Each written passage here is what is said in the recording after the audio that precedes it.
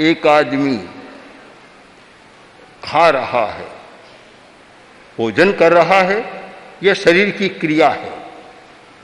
उस अवस्था में भी अगर मन कहीं दौड़ता है, चक्कर लगा रहा है, बहुत लोगों को पता ही नहीं लगता, खाने के बाद पूछते हैं मैंने आज रोटी खा ली क्या, मैंने आज हाथ धोया कि नहीं रोटी खाकर, भूल जाते हैं। आदमी भूल जाता है, क्योंकि इतना भूलता है आदमी चंचलता के कारण कि ध्यान ही नहीं रहता, भूल जाता है। राजस्थान में कहा जाता है बारठ जी आए, बारठ जी आकर बोले ठाकुर साहब आपकी रानियां कितनी है, रानियां कितनी है। ठाकुर बोला थोड़ी देर ठहरो, थोड़ी देर, कामदार आ जाता है। कामदार कहलाते थे उनके काम करने वाले कि कामदार आ जाता है फिर बताऊंगा। उसने कहा कामदार क्या करेगा कि मुझे याद नहीं है कि मेरी रानियां कितनी है, कामदार से पूछकर आपको बताऊंगा कि रानियां कितनी है। इतनी बात को भी भूल जाता है। जिस व्यक्ति में जितनी ज्यादा चंचलता वह उतना ही जल्दी भूल जाता है, भुलक्कड़ हो जाता है, उसको पता नहीं लगता।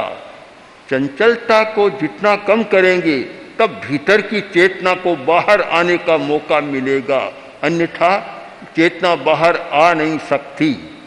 प्रेक्षा ध्यान का प्रयोग, मानता हूं कि एकाग्रता को साधने के लिए, चंचलता को कम करने के लिए जितने प्रयोग सामने आ रहे हैं, मैं किसी गर्भोक्ति में नहीं जाता, न अतिशयोक्ति करना पसंद करता, पर बहुत सारी जो पद्धतियां चल रही है, शायद प्रेक्षा ध्यान के बहुत सीधे सरल प्रयोग मन की चंचलता को कम करने में बड़े उपयोगी सिद्ध हो रहे हैं और बहुत बड़ी सिद्धि मिल रही है। जोधपुर में हमारा शिविर था प्रेक्षा ध्यान का। 2 युवक आए शिविर के बीच में ही, आकर बोले कि हम शिविर में रहना चाहते, रह सकते हैं या नहीं। मैंने कहा रह सकते हो, कोई आपत्ति नहीं। बोले कि एक पहले ही हम बता दें कि हमारा मन 1 मिनट भी टिकता नहीं, हम रहें या न रहें। मैंने कहा नहीं टिकने वाले ही तो शिविर में आते हैं, टिकता है वही आएंगे ही क्यों। जिनका मन चंचल नहीं है उन्हें शिविर में आने की जरूरत क्या है, जिनका मन चंचल है वही तो शिविर में आते हैं, रह सकते हो।